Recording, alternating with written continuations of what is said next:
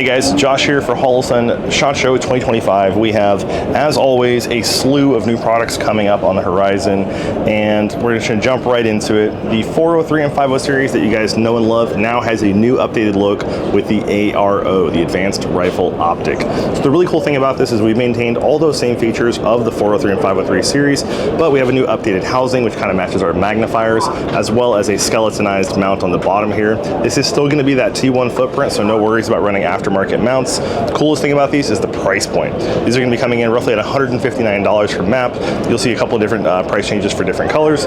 Also this year, we're offering gold LEDs now on top of the red and green that you guys know and love. So the cool thing about moving from here to here is we now have the big brother to the ARO. This is the ARO Evo. This is a 26mm tube sight versus the 22, so increasing that field of view just a little bit. Still uses the T1 mount footprint, and this one also has additional options that you can buy aftermarket, which are going to be for the covers and the anti-reflection device that's built into the unit. So this one has a really cool feature in the fact that it has an SPR reticle, so it's like a special purpose reticle, which basically just means we have a BDC in there, but it's got a lot of different options that you can turn on and off as far as ranging features, the outer 65 ring, just a dot with the 3 dot holdovers, just has a ton of configurability. So I think the SPR is going to be a really cool one for anybody that's looking to do a little bit of longer shooting, longer distance shooting with a magnifier or something like that on there. So the series you guys know and love, the AIMS, has now got a bit of a facelift, a little update to some of the parallax systems. The AIMS core is relatively unchanged except for the new mount and the parallax adjustment. So before there was a little bit of fisheye occasionally with some of these lenses. Now this has been completely removed, and the AIMS core series is just a phenomenal value for what you're getting out of this product. The big brother to the AIMS core is going to be the AIMS Pro.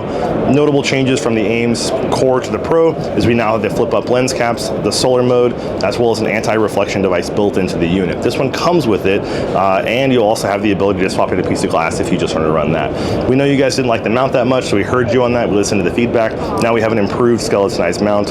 It is still the traditional AIMS mount, so if you do have something aftermarket, you can still use those as well. But now the mount that comes out of the box is a lot better with the crossbolt system. It just works really nicely. So finishing up for the rifle stuff this year, we have our MP3X. So you guys have asked continuously. We actually showed this off a couple of years ago, but it was during the release of the DRS series, so they kind of got a little overshadowed by some other cool items. But this is basically a 3X prism micro sight. This one has an etched reticle. It comes in both red and green LEDs, so you can pick and choose what color you want the etched reticle to be. BDC holdovers inside of it, quick release mounts. I believe this is going to come as a T1 footprint, so if you do have some of those mounts, you'll be able to use those, but there's still a little bit of work and development on this side to see kind of where we're going to end up with it. So but it's just a really cool addition to the lineup to have a micro prism for people with astigmatism and stuff like that. Then that kind of completes the rifle optics for this year. Now we move on to the fun stuff where we're getting into lasers, which everybody knows and loves. We just released the Iris 3. You guys probably saw that on our social media. Everyone's going crazy about this. It is really honestly one of our pride and joys. We spent a lot of time on working on it to make sure we really refined it and got exactly what everybody was asking for. So just a quick synopsis. The Iris 3 has an adjustable IR illuminator beam that you can slide back and forth. It's really nice and tactile, super easy to use, and that's just going to increase or decrease the beam width pattern of the IR illuminator. Additionally, it has a visible laser and an IR laser built into this, and you can pick and choose the modes. It does come also with a dual button crane switch. All of the lasers and lights for us this year are going to be crane plugs, so you have a lot of options for aftermarket, or you can just run the ones that come in there. So it's a little bit of added saving, because nothing's worse than like spending a whole bunch of money. You get an awesome laser, then you got to go spend a whole bunch more money to get switches and figure out how you're going to mount everything. So the Iris 3 has been shipping now for a couple of weeks. So to round out the Iris family, we now have the Iris 1, 2, and 4, as well as the 3. And the cool thing about these is it's pretty simplistic. Iris 1 equals 1 laser, so you're going to have either green, red, or IR spectrum. The 2 is a visible laser and an IR laser. The 3, IR laser, visible laser, and a IR illuminator. Once again, this is a VCSEL IR illuminator, so it looks incredibly crisp. The 4, now we add all the things together: IR laser, Viz laser, IR illuminator, and now we have a white light built into it. And so the cool thing about this, we basically took our PID series and kind of smashed it inside of this. So now you can see we have basically two pods on the front. You have 2 buttons to fire them independently, as well as has 2 crane plugs on the back, so you can pick and choose if you want to have different buttons, or you can just run the included triple button switch, which is my preference on this.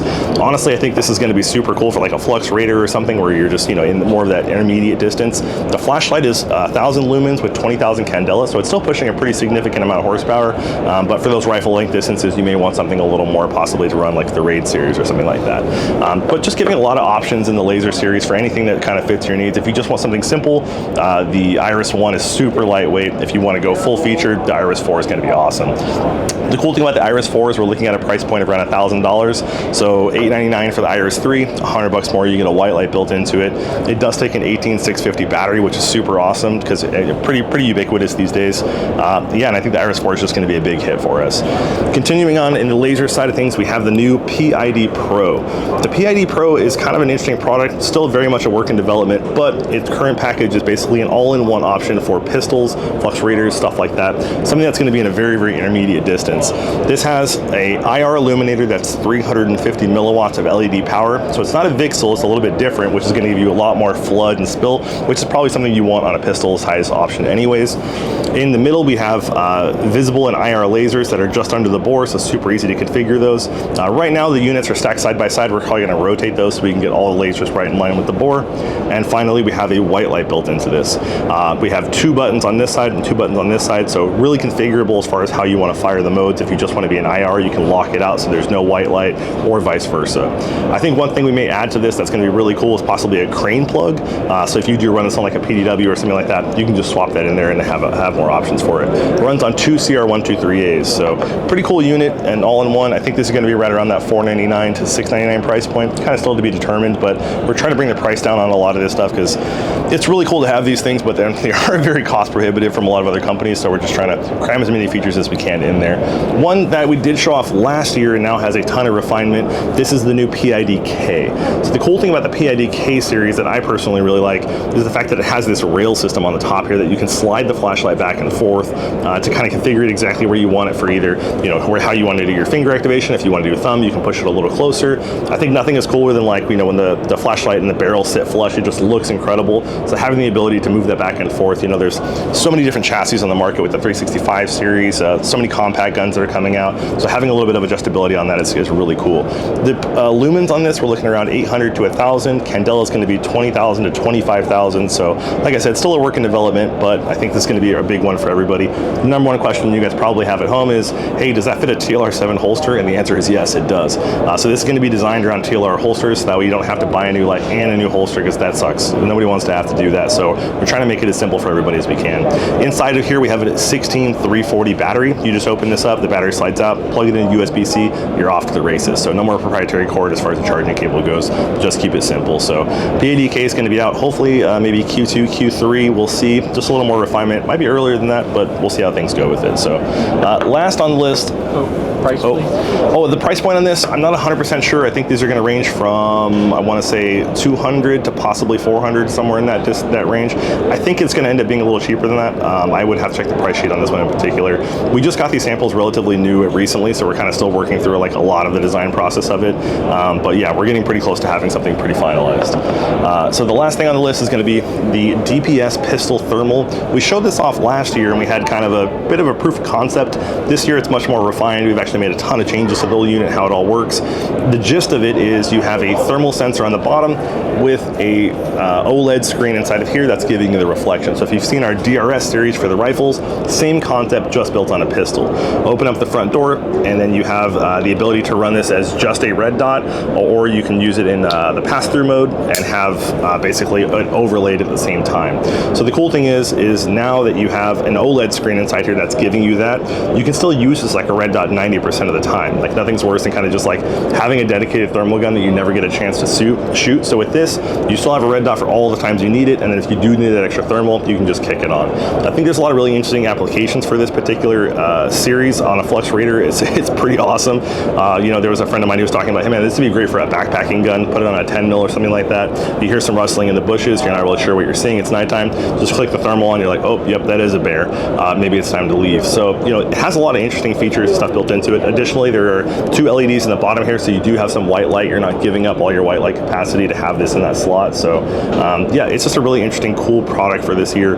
Price point on these is going to be right around $1,000 once they're released. So yeah, that's kind of our lineup this year for 2025. We have a couple other products on the show floor that people are excited about. The Mini Ames kind of made a small return, and we're showing off some other new prototypes. But for the most part, this is probably what you're going to see us working on for 2025 and developing.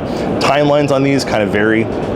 I would estimate a lot of the rifle stuff's going to be out maybe a little earlier in the year. Lasers should follow relatively close after that, and then the prototypes that we're still working on, possibly Q3, Q4. So, but yeah, that's currently the lineup for Holosun for this year. So thanks so much for checking out all the cool new stuff that we have, and big thank you to coming out and checking it all out.